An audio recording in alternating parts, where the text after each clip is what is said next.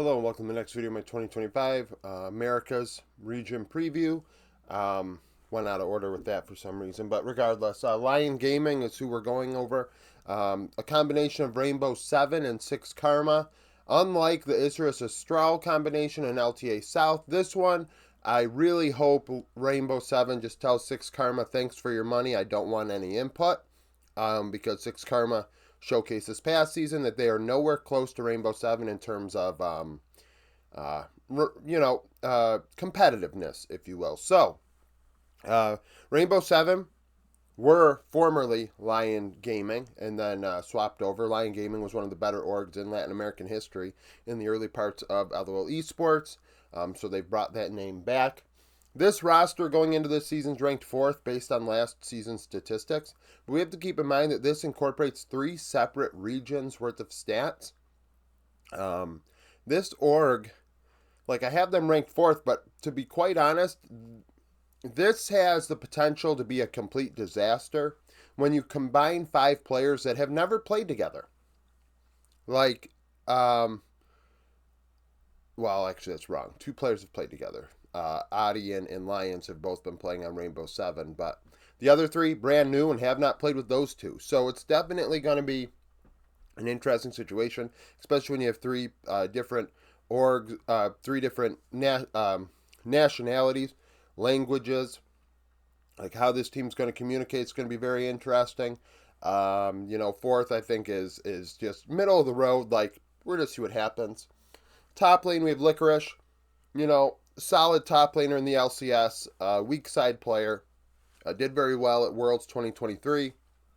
Surprising a lot of people, or was it MSI 2023? Oh, I forget which. I think it might have been MSI, where he was really competitive. 2.1 KDA, 48.8 KP, 7.6 CS per minute with dig. So less than half of the fights and also dying a lot. KDA is not great. The KP is one of the lowest in LOL Esports Tier 1 from last year. And then low farm because he's on an island and not necessarily getting resources. And then not only that, though, minus 1.6 share differential, so taking on more of a tanky role, not dealing damage, 1.25 damage divided by gold. Down 200 gold at 15 minutes.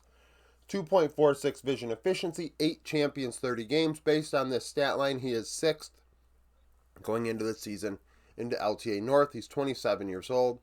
3 most played, Kesante, Renekton, and Poppy, 70% of his champion pool. If that doesn't scream solo laner, tanky player, I don't know what will. 70% is a massive number. We have Adi, a longtime Latin American jungler, one of the better Latin American junglers of all time. Will be playing on this team. 4.4 KDA, 73.7 KP, and a 5.8 CS per minute. He and Lions going around the rift making things happen for Rainbow 7, trying to get things done. And that got them to Worlds last year, got them to 3 of the last 4 international events. Negative 3.2 share differential, which is nice. It's not the worst, and it's kind of middle of the road. He kind of dealt some damage relative to the gold he was receiving from the team. 1.23 ROI. 70 gold ahead, 3.54 vision efficiency, 22 champions in 80 games, ranked 4th in his role, and is 27 years old. So, Adi's 3 most played, Brand, Maokai, Sejuani, 44% of his champion usage last season. In mid lane, the bright spot to this team is Saint. Saint from D plus Kia surprisingly ended up on this team. I don't know how it happened, and Cloud9 ended up getting Loki instead of Saint, but Saint was pretty damn good last season on D plus Kia. Of course, that challenger roster is always stacked. It's hard to really determine who is the one driving that team, but his stats speak for themselves. At a challenger level, a 4.1 KDA, 70 KP, and a 9.5 CS per minute. They gave him a lot of the resources and made sure he was involved. Many mid laners throughout last year's season did not have as strong of numbers. Of course, this is at a lower level of play, but we also have to think about how challenger LCK players can go and compete in Latin America, CBLOL, LCS, etc., and get the job done. LEC as well. 6% share differential. So if he had 22% of the team's gold, 28% of the damage, that's a big deal. That offers Licorice an opportunity to not be as damage oriented and can play more of a facilitator role as well as Adi, because Saint has shown that he can utilize that gold, low resources, to deal higher damage. 1.66 damage divided by gold. Only up 110 gold at 15 minutes though. So lane dominance not really there. 3.7 ROI, 25 champions in 121 games. 19 years old. Azir, Corki, and Tristana, 40% of his champion usage. Henna, so formerly of, I believe, Brion, and now Sandbox, and what were Fear X. Henna played alongside Execute last season. I mean, he wasn't really LCK level anymore, but going to the West, he's going to be an upper half 80 carry at first, as we have with Korean import 80 carries and carry-oriented roles. It usually is what happens. And then we see a steady decline as they kind of, mix into what the West offers. 3.7 KDA, 74.2 KP, and an 8.9 CS per minute. So 74% KP. Team fought around him, made sure things happened. It's undeniable. 4.4 share differential, 1.5 damage divided by gold. Down 280 gold at 15 minutes, a 242 vision efficiency. 17 champions in 91 games. Third in his role going into this season based on that stat line, which was at a higher level of play, LCK relative to LCS CBLOL Latin America. I mean, pretty undeniable. 25 years old, Zeri Varazaya, 47% of his champion usage. Support is Lions. Lions only played a couple of years, but has been to international events 3 of the 4 splits he's played. 4.3 KDA, 72.4 KP, negative 6.1 share differential. So looking at the share differential on this team, we have 10.4 in the positive, subtract 6.1, 9.3, sorry, 10.4, Jesus Christ. 10.4, 6, 3 point, 10.4,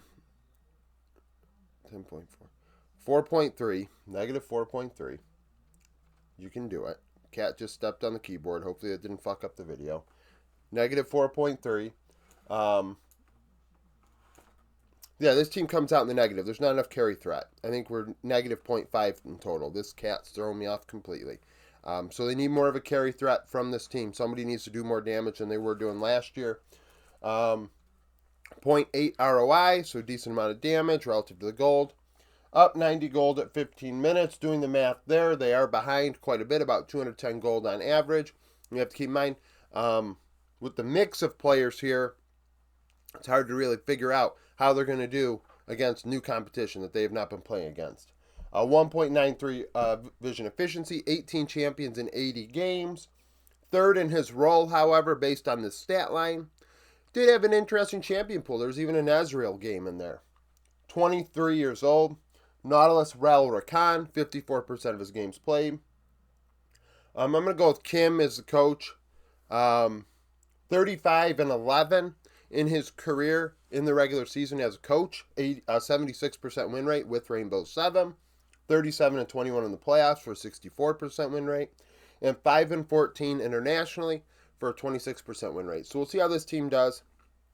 Like I said in the beginning of this video, they have the potential to be a disaster. They also can be very good. Solid. Sorry, not very good, but solid. There's good pieces on this team. If Saint can be what people think he can be, and if Henna can just kind of take and not lose that pizzazz he has from the LCK, I mean, they have a chance to be competitive, but we are mixing together. We have at least the jungler and support are on the same page. They can get around the rift maybe and make things happen and affect the 3 lanes. I mean, that's theoretically a thing that could happen, but communication is going to be something this team's going to have to work on. So thank you for watching. If you liked the video, like it, subscribe to the channel for daily League of Legends content. Follow me on Twitter, join the Discord, become a YouTube supporter, and hope to see you again tomorrow.